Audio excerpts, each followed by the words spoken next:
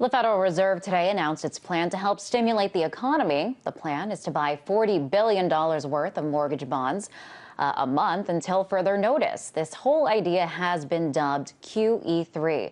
The hope is that this will bolster the economy and generate jobs. This after Fed watchers have been ramping up pressure for the central bank to take more aggressive steps to strengthen the economy. But will this method work? To weigh in, our financial guru, Lauren Lister, host of Capital Account, joins us now. Lauren, great to have you here. So QE3, it's called this because it's the third time around they're trying to do this. What makes this time different? There are a few things that make this different. So you're calling this QE3 for good reason, but you might want to call this QE infinity or QE until further notice, because unlike what the Fed has done in the past, where it said, okay, we're going to buy this amount of treasuries or mortgage-backed securities, and we're going to start on this date and we're going to end on this date. What's different this time is the Fed saying, we're going to buy $40 billion in mortgage-backed securities a month, and we're going to do this until we decide not to. And Ben Bernanke, in his statements today and in the Fed's press release, said that this is going to continue until the labor market gets to where they want it and improves significantly. But there's no set timeline. So that's what really makes it different this time. Also, the Fed is targeting mortgage-backed securities, so it's obviously trying to target the mortgage market and the housing market there by directing it specifically to mortgage-backed securities as opposed to treasuries, government bonds, which would monetize the debt. So those are a couple differences in terms of what exactly the Fed's program is. Also, the Fed, some changes. It said that it'll keep a very accommodative monetary policy until even after the economy improves, so that even when things get better, they're still going to keep this accommodative policy, and they gave forward guidance for interest rates, which have been kept near zero for years. They said that's likely to continue until mid-2015. So they extended that to Liz, which basically kills the price mechanism in this country and destroys the ability of the market to understand the price of money and the price of risk, because the Fed is distorting it. Interesting. You had mentioned Bernanke. Let's take a listen to what he had to say today about this. To purchase additional agency mortgage-backed securities, or MBS, significant progress at a pace of $40 billion per month. The new MBS purchases, combined with the existing maturity extension program and the continued reinvestment of principal payments from agency debt and agency MBS already on our balance sheet, will result in an increase in our holdings of longer-term securities of about $85 billion each month for the remainder of the year. The program of MBS purchases should increase the downward pressure on long-term interest rates more generally, but also on mortgage rates specifically, which should provide further support for the housing sector by encouraging home purchases and refinancing. So there he is, Ben Bernanke himself, almost describing it as a last resort, touting the possible benefits of this program. What do you think about his remarks? What I think about, well, that was a fancy way of saying kind of what I was saying. The thing about this QE is that not a lot of people think that it's going to work to help the real economy. So he was talking about expanding the Fed's balance sheet, about $85 billion on the long end per month. The Fed has expanded its balance sheet more than $2 trillion since the financial crisis. It's used that balance sheet in order to try to stimulate the economy. And where was unemployment, Liz? Above 8%. Where is unemployment after these measures? It's still above 8%.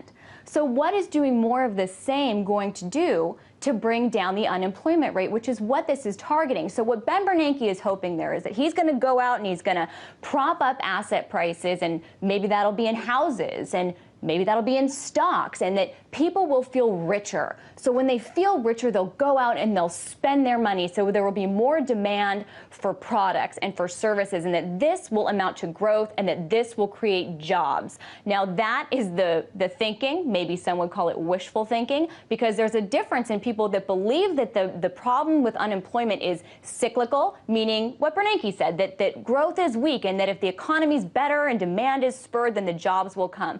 But there there's another camp that believe that these problems are structural, meaning people have the wrong skills for the jobs that are available, or that the jobs that have been lost aren't coming back and people need to be retrained, which is a totally different issue. So that's just one of the concerns that comes up for me. Meanwhile, there are many unintended consequences from printing money, from expanding the Fed's balance sheet. We don't know how the Fed is going to unwind that. These policies are unprecedented. Their measures are inflationary. Their measures debase the dollar. They debase the currency that you and I use to buy things that affects our purchasing power. And for savers, for people on fixed income, they just totally get hosed because interest rates are at zero. They keep being suppressed. They're already at record lows. So that means you're not making any money on your money. People can't save. And so essentially, as you're saying, basically what this does is it floods the economy with new money. And if this is the third time around, I mean, why keep doing something and hope for new results? Well, that's the definition of insanity, I believe, someone very famous once said. But you ask a really good question. You bring up a really good point. I want to bring up a chart that might help illustrate why the Fed keeps doing this, because there is an argument to be made, Liz, that the stock market is addicted to easy money. Take a look at this. So here you can see the little boxes that denote essentially when QE programs were announced and begun, and then when they ended. And what you can see is when they're announced and begin, the stock market rises, reacts positively, and then the market knows when those programs are ending. And when they do, the stock market falls again until another program is hinted at or begins. So the market loves easy money. It's become addicted. And so the Fed gave the markets what it wanted, the drug that it wanted so much. But what it did this time that's slightly different is it said, we're not going to tell you when the drug is going to run out. We're just going to keep giving you monthly doses until we decide not to. So you can't front run us and you can't discount the Fed. So that's a little different. But markets are addicted. So there's an argument to be made that so it this sounds is meant to prop them up. it's more of a short-term solution than a long-term one. I mean, you could argue it's not any kind of solution, which is the argument that I would make. This is supposed to be a free market economy in the United States, and you have the Fed that decides the price of money, keeping interest rates at zero, making money that cheap. And that distorts things, Liz. That distorts the prices people pay, the investments people make, and the signals are all off. And the credit that it's trying to create isn't getting out to the real economy, which is trying to help. If mortgage rates are so low, well, what does that do for someone if they can't afford a monthly payment for a house because they don't have a job, or they don't make enough money, or their credit is shot from the last housing bust? So these are all issues that no amount of easy money can dispel. Really interesting. And lastly, I want to ask you, earlier you said that there is no timeline. I mean, how long can they keep this up? It's a great question. I don't know. Liz, your guess is as good as mine. Bev Bernanke won't tell us. So we don't know that. But we do know that one effect of this, okay, in this QE, the Fed is buying mortgage-backed securities. So it's not directly monetizing government debt, which is what it would be doing by buying treasuries, which it has in past quantitative easing episodes. But interest rates are at record lows. And so who pays that interest? Well, who gets to borrow at that rate? The U.S. government.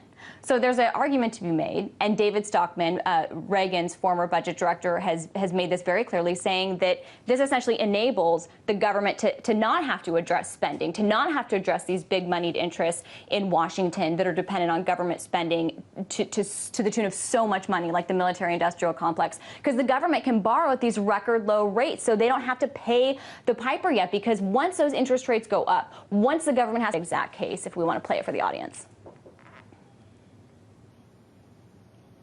They'll never do it if you can keep borrowing free money forever, right? Because the Fed and these lunatics who are running it, and I use that word advisedly, are basically telling the whole world untruths about the cost of money, about the cost of risk, about how you allocate capital. Wonder why we get.